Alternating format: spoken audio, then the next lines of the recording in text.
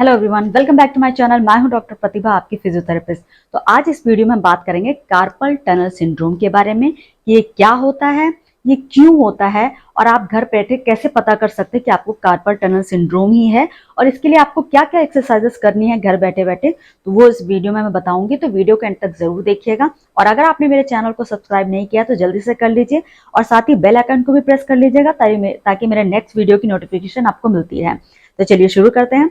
पहले हम बात करते हैं कार्पल टनल सिंड्रोम होता क्या है। यानी आप इसको अगर हिंदी में समझे तो जो हमारी कलाई में जो दर्द होता है, यानी रिस्ट में जो दर्द होता है, उसकी जो हाथों में आपके पूरे भी पाम में झंझनाहट, सुन्नपन या दर्द होना, या रात में अगर सोते सोते दर्द की वजह से आंख खुल जाना, तो इसका मतलब है कि आपको कार्पल टनल सिंड्रोम है। तो ये होता क्यों है? बेसिकली ये होता है, जो हमारी मीडियन नर्व हमारी जो नेक से आती हुई अब एल्बो को क्रॉस करती हुई यहाँ पे एक बैंड होता है, उसको उसके थ्रू यहाँ पे आपके फिंगर्स को सप्लाई करती median nerve. Thumb, index finger, middle finger और रिंग फिंगर का 50% आप मान के चलो। तो ये 4 फिंगर्स में अगर आपको झंझनाहट, सुन्नपन या पेन हो रहा है, तो इसका मतलब है कि आपको कार्पल टनल सिंड्रोम है। तो ये होता क्यों है? किसी भी वजह से, बेसिकली जो वेट ज्यादा बढ़ता है, या ओबेसिटी कह सकते हैं, या केराटिन यानी किडनी फंक्शन अच्छे से वर्क ना कर रहा हो, या थायराइड कम हो गया हो, उसकी वजह से भी वेट में बहुत सारे चेंजेस आते हैं, हार्मोनल चेंजेस बहुत ज्यादा आते हैं। और इवन प्रेगनेंसी के 3rd ट्राइमेस्टर में भी ये इशू थोड़ा कॉमन है फीमेल्स में। तो होता क्या है कि जो आसपास के जो सॉफ्ट टिश्यूज हैं, या जो हमारी ये जो कार्पल है, कार्पल जो होती हैं वो हमारी रिस्ट की जो हड्डियां होती हैं, यानी 7 बोन्स, उनको एनाटॉमिकल जो वर्ड होता है उसको हम कार्पल बोलते हैं। यहाँ पे एक बैंड लाइक स्ट्रक्चर होता है जिसके थ्रू, जिस टनल को पास करता हुआ जो मीडियन नर्व है यहाँ से पास होता है। तो आसपास का जो स्ट्रक्चर होता है, जो किसी भी वजह से वो जब वो इसमें स्वेलिंग आ जाती है, या वो कंप्रेस करना शुरू कर देती है मीडियन नर्व को, जब वो कंप्रेस करती है तो आपको ये सारे सिम्टम्स फील करने को मिलते हैं। तो उसका रीजन भी मैंने बता दिया, क्या क्या चीजें, क्या क्या रीजन हो सकते हैं। तो ये जो मैं आपको एक्सरसाइजेस बताऊंगी वो तो करनी है, बट क्या रीजन है इसके पीछे उसको भी सॉल्व करना जरूरी है। वो फर्स्ट ट्रीटमेंट है, साथ ही साथ आपको एक्सरसाइजेस भी करनी है। अब आपको ये कैसे पता चलेगा कि आपको कार्पल टनल सिंड्रोम ही है? तो उसके लिए बहुत बेसिक से टेस्ट है जो कि आपको घर पे करने हैं। आपको हाथ करना है। फॉर एग्जांपल, अगर आपको इस हाथ में दर्द है तो इस एरिया के आसपास आपको ऐसे टैप टैप जब आप करोगे तो आपको थोड़ी ही देर में आपको झंझनाहट या सुन्नपन होना शुरू हो जाएगा। जिसको भी ये दर्द होगा उसको शुरू हो जाएगा। अगर ऐसे भी नहीं होता है तो फिर दूसरा हम इसको फैलन टेस्ट कहते हैं। इसमें आपको क्या करना है, हाथों को यानी दोनों रिस्ट को आपको इस तरीके से मिलाना है। मिलाते हुए आर्म यानी आपके दोनों जो 4 आर्म है उसको नीचे की तरफ लेके जाना है। जब आप नीचे की तरफ लेके जाओगे तब आप मीडियन नर्व को कंप्रेस कर रहे हो। अगर आपको कार्पल टनल सिंड्रोम है तो जब आप इसको नीचे की तरफ लेके जाओगे तो आपको सेम सिम्टम्स आएगा, पेन आपका एग्रीवेट होगा। और या अगर आप हाथ को थोड़ी देर ऐसे भी रखोगे तो भी थोड़ी देर में ही अगर सुनपन या झंझनाहट या दर्द शुरू हो जाता है, इसका मतलब आपको कार्पल टनल सिंड्रोम है। तो ये टेस्ट है जो आप घर पे बैठ करके भी पता कर सकते हैं। अगर आपका एक्सरसाइजेस के बाद भी पेन कम नहीं हो रहा है तो इसका मतलब आपको डॉक्टर से कंसल्ट करने की ज़रूरत है। हो सकता है आपको कार्पल टनल सिंड्रोम ना हो। कभी कभी हमें जो लगता है कि हम ये जो सारे सिम्टम्स फील कर रहे हैं, ज़रूरी नहीं कि वो चीज़ हो। इससे बेटर है कि आप डॉक्टर से ज़रूर कंसल्ट कर लीजिए। अब चलिए बात करते हैं एक्सरसाइजेस की कि उसमें करनी क्या क्या है। बहुत ही सिंपल सी एक्सरसाइजेस हैं, बस ये आपको ध्यान रखना है किसी भी एक्टिविटीज़ में आपका पेन बढ़ना नहीं चाहिए। अगर आपका पेन बढ़ रहा है तो दैट मीन्स कि वो एक्सरसाइजेस आपको सूट नहीं कर रही हैं। You have to stop that exercise. Let's start that. तो let's start with the exercises में सबसे पहले जो हम करेंगे, जो किसी भी एक्सरसाइज से पहले सबसे पहले हम वार्म अप एक्टिविटीज करते हैं, यानी कि थोड़ा सा उसको हल्का हल्का मोबिलाइज करने की कोशिश करेंगे, ताकि जो वहाँ आसपास की जो मसल जो स्टिफ होकर के बैठी हुई हैं वो थोड़ा सा रिलैक्स हो सके। तो आपको क्या करना है, सिंपली आपको फिंगर से आपको या तो लॉन्गिट्यूडनल या ऐसे ट्रांसवर्स वे में, जैसे भी आपको कंफर्टेबल हो, जितना प्रेशर आपको कंफर्टेबल हो उस हिसाब से आप स्टार्ट करोगे। हल्का सा यहाँ पे, एंड देन ये रिस्ट का जो पार्ट है यहाँ, ठीक है। तो ये इस पोर्शन को हल्का हल्का आपको मोबिलाइज करना है इस तरीके से। आपको एटलीस्ट ये 10 to 1 और 2 मिनट्स हार्डली करना है, इससे ज्यादा नहीं करना है। नाउ नेक्स्ट आपको आता है हल्का सा मोबिलाइज करना है ये पार्ट, जो मसल्स होती हैं।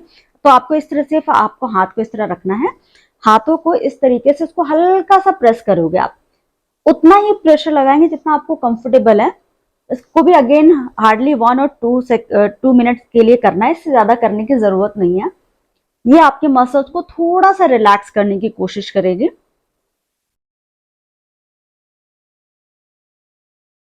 1 to 2 मिनट्स के लिए करना है and then start with the mobilization. Again ये भी वार्म अप एक्सरसाइज है। आपको क्या करना है, एल्बो बेंड रहेगा, आप सिंपल आपको सिर्फ ऐसे इस तरह से रिस्ट का मूवमेंट करना है, फॉरवर्ड एंड बैकवर्ड। ये ध्यान रखना, जिसको पेन होगा उसके लिए मुश्किल होगा ये करना, तो ये ध्यान रखना है, पेन बढ़ना नहीं चाहिए, उतना ही मूवमेंट करना जितना आपके लिए कंफर्टेबल है। तो अगेन इसको 10 to 15 टाइम्स आपको इस तरह से मूव करना है। जब आप इसमें भी कंफर्टेबल हो जाओ, then try to extend your arm, तो मतलब जो आपका एल्बो होगा स्ट्रेट रहेगा। फिर आपको हाथ को इस तरह से मूव करना है। आप चाहो तो रिस्ट इस तरह से फिस्ट बना सकते हैं, फिस्ट नहीं भी बनाना है देन इट्स फाइन, आप इस तरह से भी मूवमेंट कर सकते हैं। 10 to 15 time and then relax. फिर इसके बाद अब हम आते हैं स्ट्रेचेस पार्ट पे। जो स्ट्रेच है, आपको इस पोर्शन को स्ट्रेच करना है बेसिकली, तो आप किसी भी तरीके से कर सकते हो। आप चाहो तो इस तरह से हाथ, आपने यहाँ पे हाथ पकड़ा, आप ये जो थंब है, थंब को इस तरह से आपको होल्ड करना है दूसरे हाथ से। फिर इस हैंड को ना आपको स्ट्रेट करने की कोशिश करनी है। जब आप स्ट्रेट करोगे ये पूरा स्ट्रेच होगा, जैसे कि आप देख पा रहे हो यहाँ पे ये पूरा स्ट्रेच होगा। उस स्ट्रेच को एटलीस्ट आपको 10 सेकेंड होल्ड करना है एंड देन रिलैक्स। सो इस तरीके से आपको सिर्फ 3 बार करना है एक सेट में। पूरे दिन में कोशिश करेंगे 2 से 3 बार करने की।